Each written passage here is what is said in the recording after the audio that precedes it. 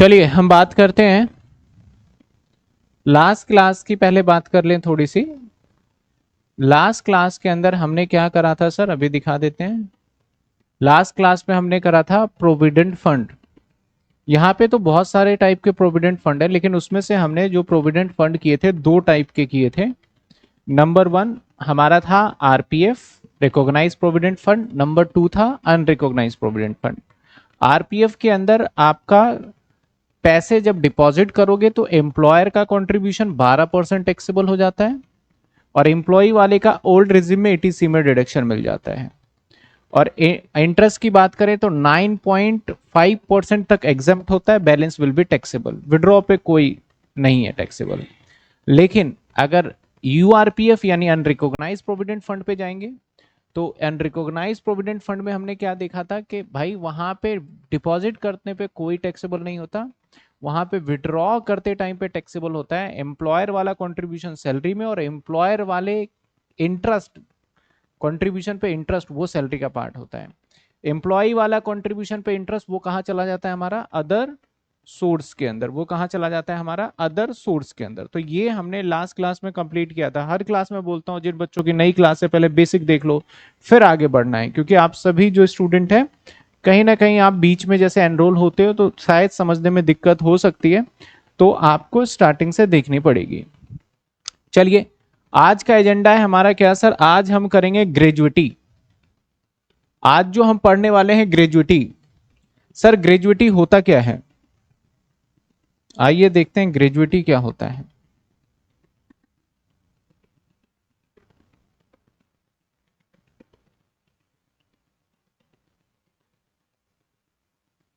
Gratuity act 1972 है, लिखा नहीं है एक्ट। चलो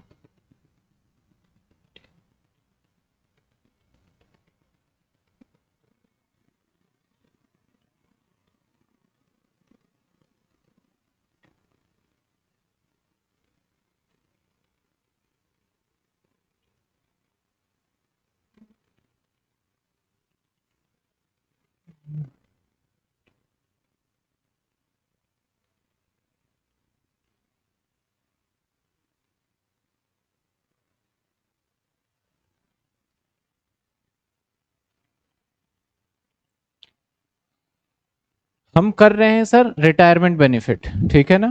अब ग्रेजुएटी होता क्या है हम एक सिंपल तरीके से समझते हैं। मान लो आप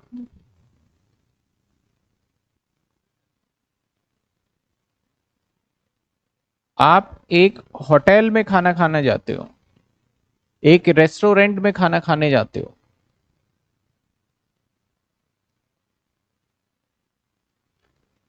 होटल में अगर आप अच्छे होटल में खाना खाने जाओगे तो सबसे पहले जैसे ही आप गए होटल के अंदर आपके पास वहां का वेटर आ जाएगा। जो सर्व करने वाला है वो वेटर आ जाएगा, और वेटर आपके पास मेन्यू लेके आएगा और आपसे पूछेगा आपको क्या चाहिए, क्या क्या खाना है इसमें, आप बताइए। फिर आपको मेन्यू दे देगा, please sir order. Sir class में टेस्ट चल रहे हैं, सैलरी समझ में नहीं आया किस बच्चे का। चलो पहले भी इधर देखते हैं। तो वो आपको पूछेगा, फिर आप थोड़ी देर तक पूरा मेन्यू वगैरह देखोगे, और देखने के बाद फिर आप अपने मन पसंद की चीज ऑर्डर करोगे। और जब आप ऑर्डर कर दोगे तो ये जो वेटर है ये आपके सामने जो भी खाना होगा वो पूरा खाना आपके सामने लेके आएगा। ये वेटर जो है ये वेटर आपके पास ये खाना लेके आ जाएगा, और ये वेटर आपसे पूछेगा भी एनीथिंग एल्स, और फिर ये वापस चले जाएगा आपसे थोड़ा दूर, और आपके ऊपर पूरा फोकस्ड रहेगा कहीं कोई चीजें कम तो नहीं पड़ रहा। मान लो आपने रोटियां मंगवाई है तो रोटी अगर कम पड़ जाता है तो वो पूछेगा सर और लेके आऊं, और किसी चीज की जरूरत है, वो बार बार आपसे पूछेगा। ये होटल के अंदर नॉर्मल हॉस्पिटैलिटी इस तरीके से रहता है। देन आपने पूरा खा पी लिया और सब कुछ हो गया, फिर ये वेटर आपको एक बिल ला के देगा, बोलेगा सर बिल मैं ला दूं, बिल लेके आएगा। और बिल थोड़ा सा ट्रेंड होता है कि मैंने ज्यादातर देखा है कि एक उनकी बुकलेट टाइप की होती है और उसके अंदर बिल डाल देता है, उसके साथ आपको थोड़ा मीठा वगैरह जो भी मिश्री वगैरह खिलाना हो, सौंफ वगैरह खिलाना हो, लेके आएगा। इसके साथ आपके पास ये जो बिल लेके आया, ये बिल आप देखोगे और बिल देखने के बाद मान लेते हैं कि आपका ये बिल बना 480 रुपए का, आपने उसको 500 रुपए दिए। अब ये जाएगा, ये 500 रुपए ले करके, 500 रुपए ले करके और ये चला जाएगा किसके पास, अपने जो होटल है वहां चला जाएगा और ऑनर को देगा। ऑनर क्या करेगा, उसको 20 रुपए चेंज देगा। अगेन वो ये क्या करता है, ये वाला फाइल में 20 रुपए चेंज लेके आपके पास आ जाता है, बोलता सर आपका बिल। आप उसमें से बिल ले लेते हो और बोलते हो जो 20 रुपए है, अगर आप किसी अच्छे रेस्टोरेंट में है तो एक रिवाज होता है कि टिप दे देते हैं, और आपने बोला कीप चेंज, आपने उसको बोला कि ये चेंज आप रख लीजिए टिप, और आप वहां से चले जाते हो। और वेटर क्या करता है, इसमें से पैसे निकालता है और पैसे निकाल के ये पैसे वेटर के हो जाते हैं। ये किसकी कहानी है, होटल की।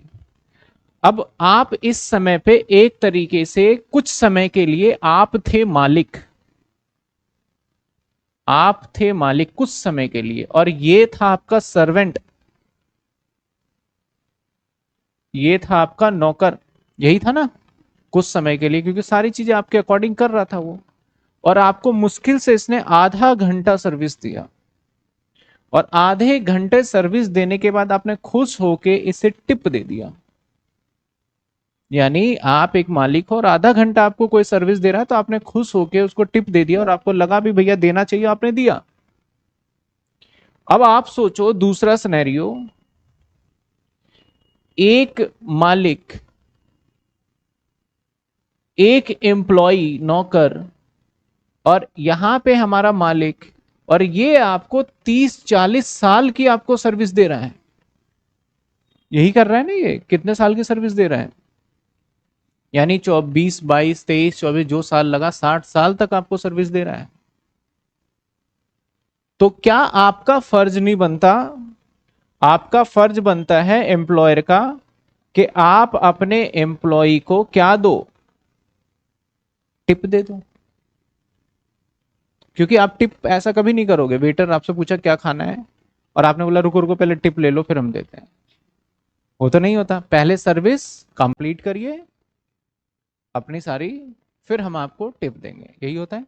सेम ऐसे यहां पे जब ये अपनी पूरी सर्विस कंप्लीट कर देगा, ये अपनी पूरी सर्विस कंप्लीट कर देगा, यानी पूरे 60 साल की नौकरी कर लेगा, फिर एम्प्लॉयर आपके बारे में सोचेगा कि यार चलो इसको थोड़े से पैसे दे दिया जाए, क्योंकि इसने हमारे लिए बहुत काम किया है, थोड़े पैसे दे दिया जाए। तो जो ये टिप देगा उसको बोलते हैं ग्रेसियस होता है, मतलब ग्रेसियस होता है, लैटिन वर्ड में ग्रेसियस होता है, मतलब कुछ रिवॉर्ड दे दो। उसी से वर्ड बन गया हमारा ग्रेजुएटी, उसको क्या बोलते हैं हम, ग्रेजुएटी। तो ये ड्यूरिंग द जॉब नहीं मिलेगा, हमेशा कब मिलता है, आफ्टर रिटायरमेंट मिलता है। रिटायरमेंट होता है या फिर बीच में लड़ाई झगड़ा हो गया छोड़ दिया, या फिर उसने दुनिया छोड़ दिया, तब मिल जाता है उसके परिवार वालों को। हाँ लड़ाई झगड़ा अब इसके अंदर टेन्योर रखते हैं कि अब यहां पे लॉ आ जाता है, तो ग्रेजुएटी के अंदर लॉ आ जाता है ग्रेजुएटी एक्ट, क्योंकि कानून ने बना दिया कि भैया इस तरीके से आपको पैसे देने हैं ग्रेजुएटी एक्ट के अकॉर्डिंग। अब ग्रेजुएटी होता है हमारा यहाँ पे बहुत तरीके, कब ग्रेजुएटी एप्लीकेबल है नहीं है वो तो लॉ की बातें हो गई। अब ग्रेजुएटी के अंदर कुछ लोग अपना रजिस्ट्रेशन करवा लेते हैं, अगर इसने अपना रजिस्ट्रेशन करवा दिया है इस लॉ के अंदर, और कुछ कुछ पैसे वहां पे उसके एम्प्लॉय, तो फिर वो हो जाता है covered, covered.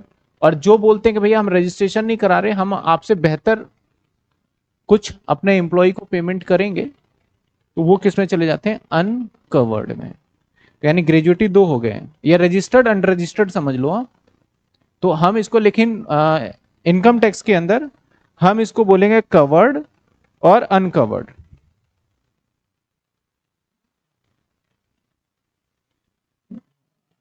Sir income tax का बिजनेस प्रोफेशन पुरानी वीडियो पढ़ सकते हैं। हाँ पीजीबीपी कर सकते हैं अभी इंटरनल के लिए।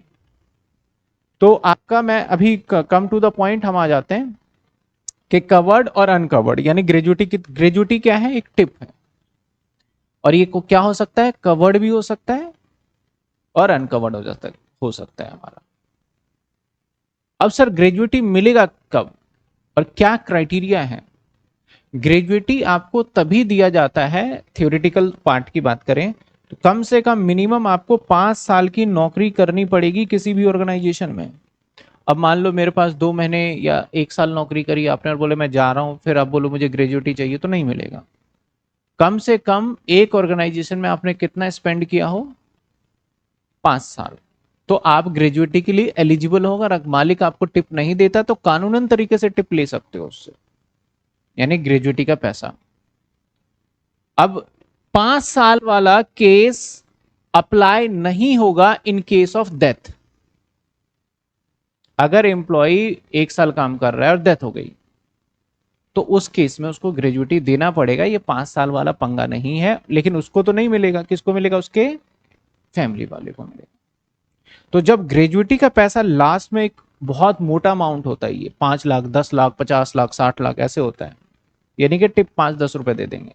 तो जब उसको मिलता है तो उस वो हमारे सैलरी के में टैक्सेबल के लिए जुड़ना चाहिए या नहीं जुड़ना चाहिए, अगर जुड़ेगा तो कितना जुड़ेगा, नहीं जुड़ेगा तो कितना जुड़ेगा, ये कैलकुलेशन हम सीखेंगे ग्रेजुएटी वाले कॉन्सेप्ट में। समझ में आ रहा है हम क्या सीखने वाले हैं? तो ग्रेजुएटी वाले कॉन्सेप्ट के अंदर अगर हम ग्रेजुएटी की बात करें,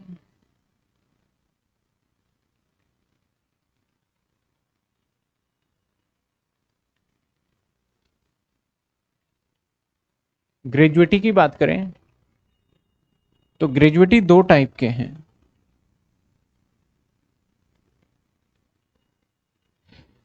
एक है हमारा कवर्ड, एक है हमारा, अरे कवर्ड, या तो हम इसको ऐसे समझते हैं। अब यहां पे ग्रेजुएटी जब मिलेगा ना तो 2 टाइप के एम्प्लॉय हो सकते हैं। सर 2 टाइप के एम्प्लॉय कौन कौन से हो सकते हैं? एक हो सकते हैं सरकारी, यानी एक हो सकता है government employee, government employee.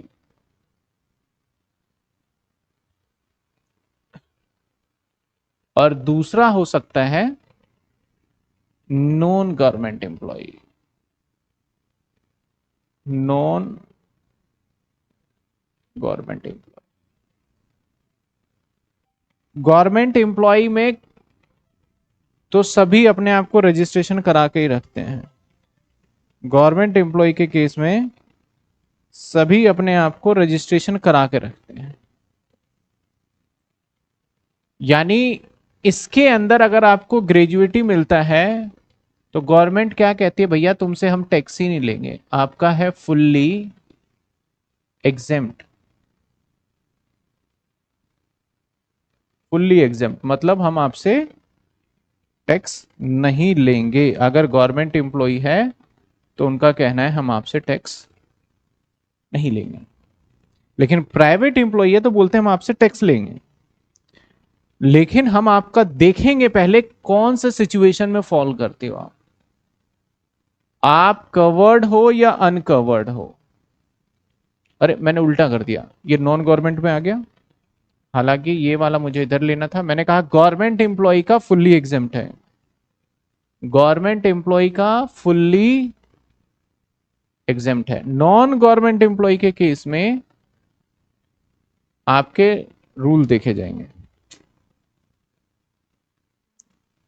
Non government employ के केस में रूल देखे जाएंगे कि आप हो क्या, आप गवर्नमेंट अगर नॉन गवर्नमेंट हो तो कवर्ड हो या अनकवर्ड हो। कुछ एक ऐसे वर्ड्स है ना जो कि आपको इसके अंदर मैंने बता दिया, रजिस्टर अनरजिस्टर्ड, वो समझ में आ गया तो बस आप ध्यान रखिएगा, कवर्ड अनकवर्ड बात बोलेगा। अगर आप कवर्ड हो तो ग्रेजुएटरी एग्जेम्प्ट हो जाएगा आपका लोअर ऑफ, एग्जेम्प्ट हो जाएगा आपका लोअर ऑफ इन 3 पॉइंट में से। हर जगह 3 ही पॉइंट नजर आएंगे। अब ये चाहे आपका ये रूल दोनों पे अप्लाई होगा जो मैं लिख रहा हूं, ओल्ड रिज्यूम पे भी लगेगा और न्यू पे भी लगेगा, ऐसा नहीं है कि एक पे लगेगा। अब जितने भी रिटायरमेंट बेनिफिट का है ना, सभी दोनों पे लगने वाले हैं, ओल्ड पे भी। एक बस सब एलटीसी नहीं लगेगा, बाकी सभी पे लगेगा। बोलता है भैया एक्चुअल रिसीव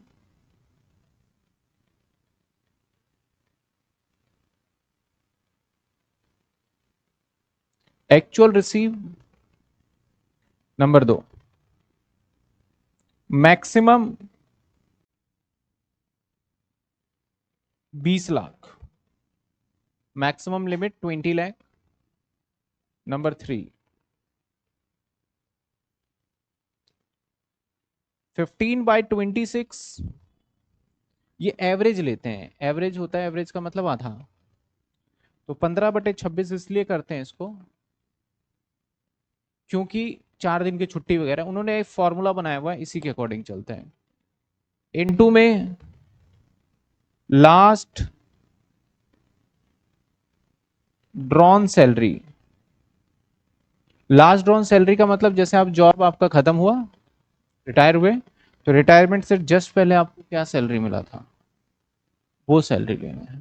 मान लेते हैं कि आपका जनवरी में अप्रैल में सैलरी था 55,000 रुपए, और आप दिसंबर में रिटायर हुए, दिसंबर में आपकी सैलरी 60,000 हो चुकी थी, तो आपको 60,000 लेना है। लास्ट ड्रॉन सैलरी का मतलब रिटायरमेंट से पहले की सैलरी, इनटू में number of completed year in excess of 6 month. मतलब अगर आपने नौकरी किया है 10 साल 2 महीने, तो 10 साल ही लेंगे। अगर आपने 10 साल 7 महीने किया है, तो इसको 10 साल 7 महीने ना मान के कितना ले लोगे, नंबर ऑफ ईयर में 11 साल ले लोगे। वही मैथ्स वाला फॉर्मूला, पॉइंट के बाद पॉइंट के पहले। लेकिन प्रॉब्लम कहां आता है, जब 10.5 साल हो जाए, तो उस सिचुएशन में आप क्या मान लोगे उसको, 11 मान लोगे ना, सॉरी 10 ही मानोगे। क्या मानोगे उसको, 10, क्योंकि क्या कहते हैं इन एक्सेस ऑफ 6 मंथ, जब 6 महीने से ऊपर होगा तब मानेंगे हम। अगर आपका 10.5 हुआ, तो इसको आप 10 ही मानोगे, 10.7 को आप 11 मानोगे, 10.2 को आप क्या मानोगे, 10। मतलब साल को कैलकुलेट करने का है। बोला इन तीनों में पहले हम कॉम्बिनेशन लगाएंगे, और इन तीनों में से जो कम लगेगा, कम पड़ेगा जो तीनों में से, वो आपका क्या कर देंगे हम, एग्जेम्प्ट। मतलब तीनों में से कम। मैं प्रैक्टिकल क्वेश्चंस भी कराऊंगा। दूसरा पार्ट आ गया सर, अगर आप अनकवर्ड हुए तो, अनकवर्ड हुए तो आपका एग्जेम्प्ट होगा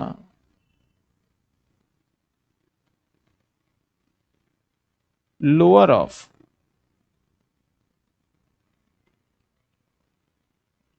एग्जेम्प्ट हो जाएगा lower of.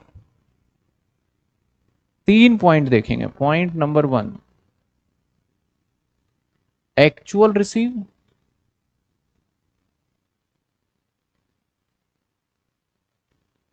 Number 2, maximum limit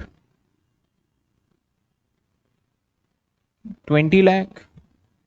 number 3, 15/30 लेंगे। यहां पे 26 लिया था ना, यहां पे 30 लेंगे। इनटू में यहां लेंगे एवरेज सैलरी, एवीजी लिख रहा हूं। यहां पे क्या था, लास्ट ड्रॉन सैलरी, यहां पे एवरेज सैलरी, और इनटू में number of completed year, ignore fraction, ignore fraction.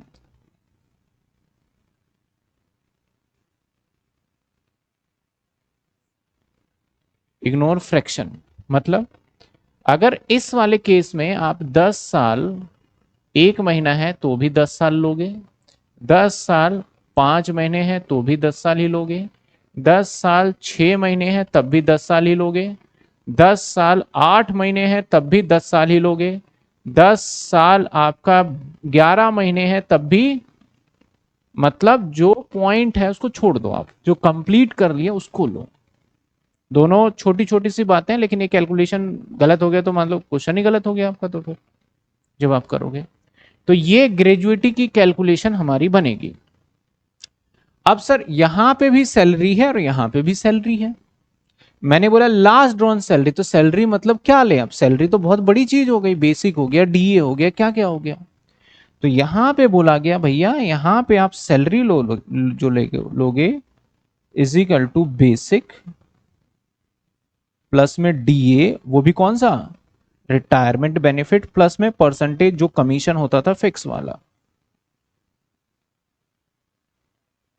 और सर यहां पे सैलरी क्या लोगे, यहां पे हुआ बेसिक प्लस डीए, कौन सा, फुल, मतलब रिटायरमेंट वाला हो चाहे नॉन रिटायरमेंट वाला हो उससे मतलब नहीं है, डीए पूरा ले और प्लस कमीशन। तो छोटी छोटी बातें हैं लेकिन आपको याद रखनी पड़ेगी।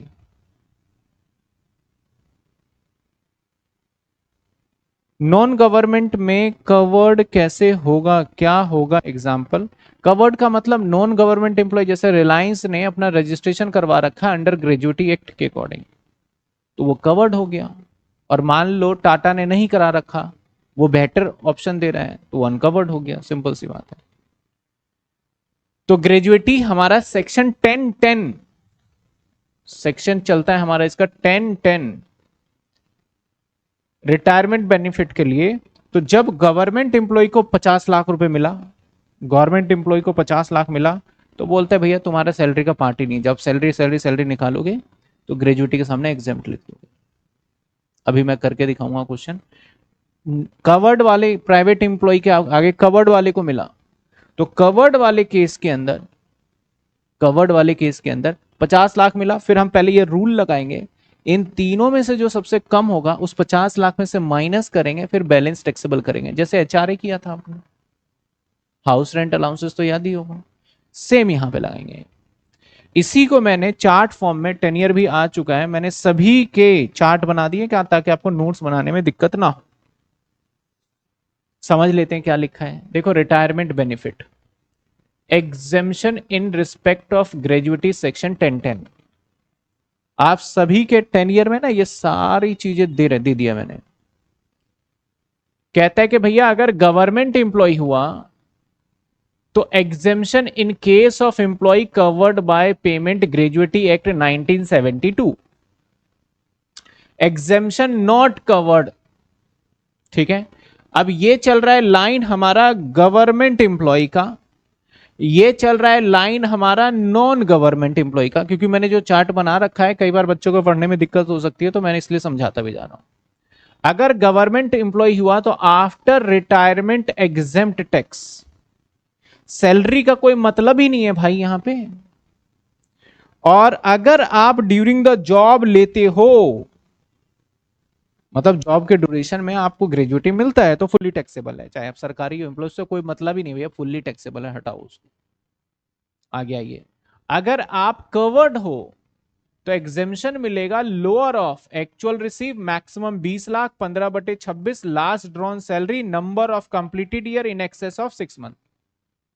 सर सैलरी का मतलब क्या है, मैनर ऑफ कैलकुलेशन, सैलरी का मीनिंग क्या है, last draw salary month immediately preceding the month of retirement, जिस महीने रिटायर हुए, जैसे कि जनवरी रिटायर हो गए, जनवरी में मत लेना, दिसंबर की सैलरी को, लास्ट ड्रॉन मंथ, ईयर नहीं गए। मान लो हम मई में रिटायर हुए तो मई वाली सैलरी मत लेना, पिछले महीने की लास्ट ड्रॉन जो मिला है।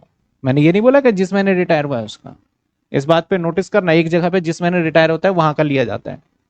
सैलरी का मतलब है सर बेसिक प्लस में DA, any part of more than 6 month shall be taken 1 year. अब जो 6 मंथ से ज्यादा होगा उसे बोलेंगे। अब सर यहां पे आइए, exemption in case of employee not payment gratuity act, actual amount receive maximum 20 lakh 1/2, यानी ये 15/30 ही हो गया जो मैंने लिखा है उसको। हाँ, अब 15/30 लिखे चाहे 1/2 लिखे, कई बार बुक में 15/30 लिख देते हैं, कई बार बुक में 1/2 लिख देते हैं। Average salary number of completed year, हाँ एक चीज मैं बताना भूल गया, एवरेज सैलरी कितने महीने की एवरेज करोगे? Average salary for last 10 month, average salary कितने महीने का लेना है? 10 महीने का लेना है। ये ज्यादा कॉम्प्लिकेटेड हो जाता है, 10 महीने का लेना है। Preceding the month of retirement, जिस महीने रिटायर हुआ है उससे जस्ट पिछले वाले लेने हैं। एक्सक्लूडिंग रिटायरमेंट मंथ, जिस महीने में रिटायर हुआ है उसको नहीं लेना है। मैं बार बार इसको बहुत सिंपल तरीके से समझा रहा हूं। सैलरी मतलब होता है बेसिक प्लस में DA only part of retirement. एक चीज थोड़ा सा मैं पीछे करेक्ट कर दूंगा, चलो अभी। Any part of year more than less than equal 6 month totally ignored. समझ में आया ये बात? कोई भी पार्ट 6 पॉइंट से आगे हो तो सबको इग्नोर करो। मैंने यहां पे थोड़ा सा मिस्टेक कर दिया कि ये वाला फुल है और ये वाला जो है वो रिटायरमेंट वाला है। यहां पे फुल है, यहां पे रिटायरमेंट। सर 6 मंथ हो तो किस ईयर में काउंट होगा? अब सबसे पहले खुशी आपको ये चेक करना होगा कि आप ग्रेजुएटी कवर्ड में हो कि अनकवर्ड। अगर नॉट कवर्ड में हो तो 6 मंथ का कोई मतलब ही नहीं बचा है। अगर आप कवर्ड में हो तो 6 मंथ के अंदर 10.6 में, अगर 10.5 साल को आप 10 साल ही मानोगे, 10 साल 6 महीने से जब ज्यादा होगा, 6 मंथ 1 डे भी हो जाएगा, तब आप मान लोगे उसको कितना, 11 साल मान। तो इसको आप 11 मान लोगे। बुक में देखना कौन सा क्वेश्चन है, उसका क्वेश्चन देखते हैं एक बार।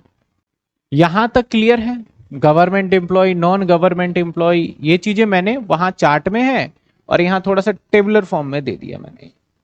ठीक है, इसको और थोड़ा बेटर कर दें ताकि आप जब नोटिंग करें तो आपको समझ में आ जाए।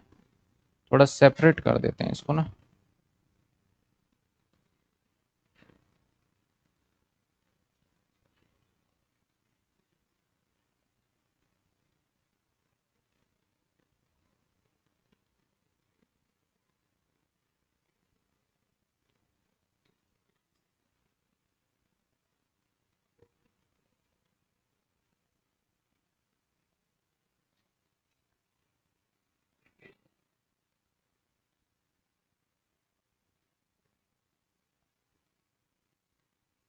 चलिए, ये पूरा एक सेक्शन है, इसका कलर चेंज, और दैट इज ये अनदर सेक्शन है।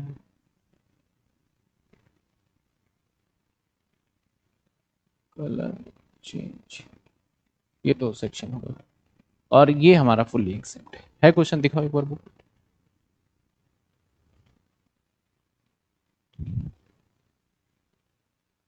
43 से 33 से ना। क्वेश्चन 435। सर डाउट के आंसर लिए, सर डाउट के आंसर लेट मिल रहे हैं। ओके, चेक करते हैं अभी। चलिए मैं देख लेता हूं, मेरे पास क्वेश्चन मिल जाए। 33 है ना? नहीं तो अभी इंसर्ट करके करेंगे। नहीं,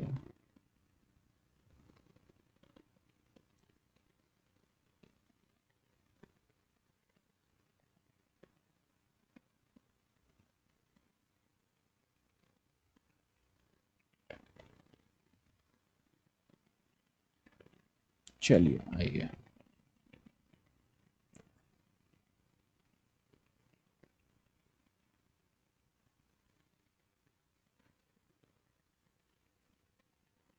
हम्म।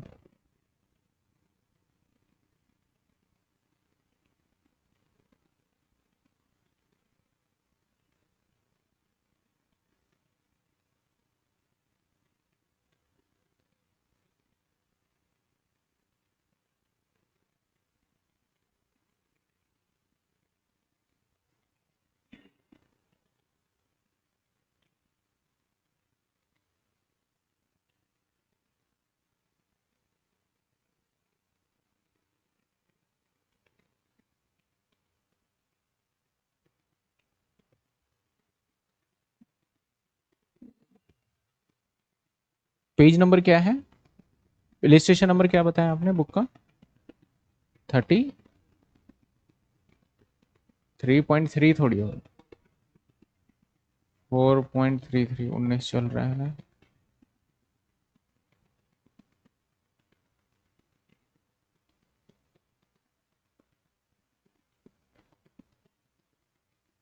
चौंतीस।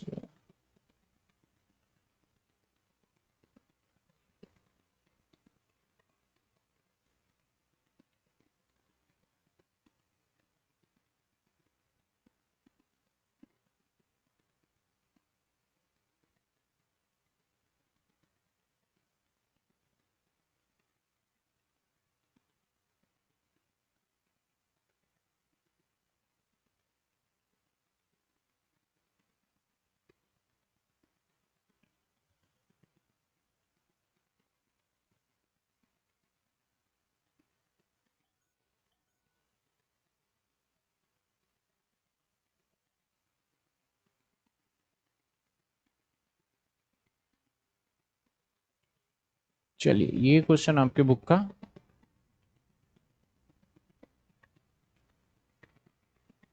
जिसको ट्राई करते हैं, पीछे से देख देख के करेंगे। सबसे पहले मैं रूल लिख देता हूं, exempt,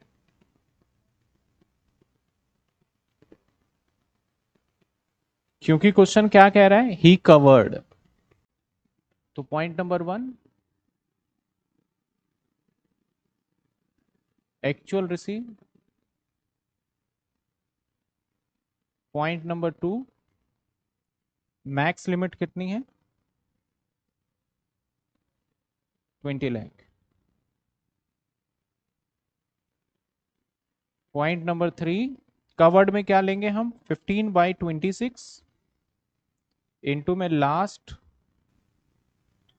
drawn salary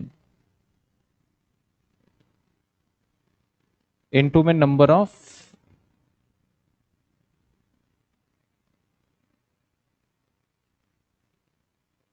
year into में नंबर ऑफ कंप्लीटेड। हाँ बिल्कुल, 10 ईयर सारे मार्केट्स में अवेलेबल हो चुके हैं।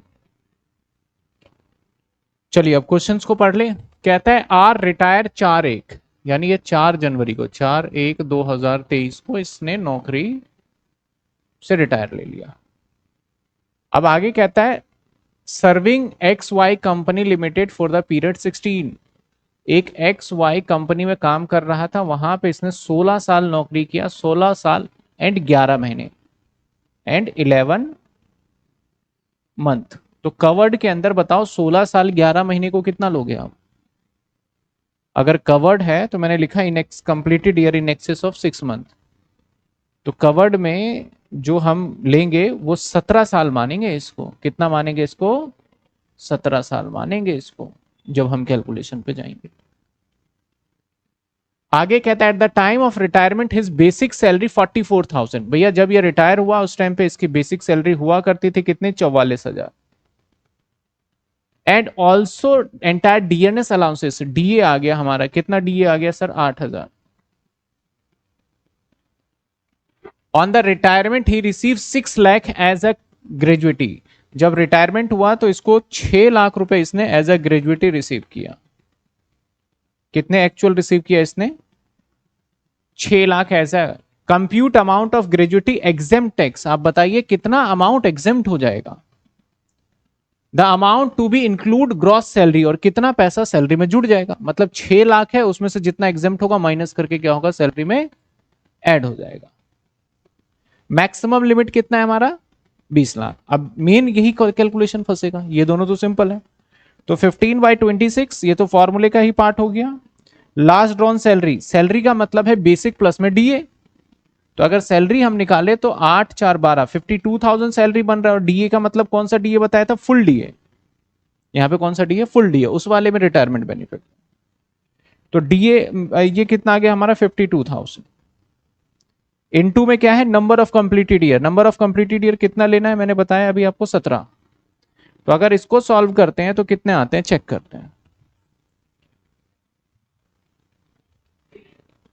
52,000 इंटू में 17 डिवाइडेड बाई 26 इंटू में 15, 5,10,000।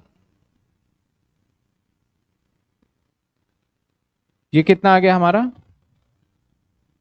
5,10,000। अब इन तीनों में से कम कौन सा लगता है आपको? 10,000। तो एग्जेम्प्ट अमाउंट ये हो जाएगा 5,10,000। साइड आपके बुक में ये ऊपर नीचे हो सकता है अमाउंट डेट वाइज, क्योंकि मेरे पास पिछले साल का थोड़ा सा डेटा है। 510 यही है, सेम है 510। तो इसने बोला कि एग्जेम्प्ट अमाउंट बताइए, तो साहब एग्जेम्प्ट अमाउंट जो होगा